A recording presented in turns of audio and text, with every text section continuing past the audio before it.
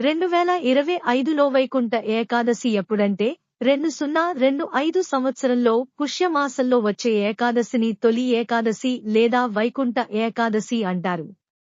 తెలుగు పంచాంగం ప్రకారం జనవరి 9, 2025 గురువారం రోజున మధ్యాహ్నం 12:22 గంటలకు ఏకాదశి తిథి ప్రారంభమవుతుంది.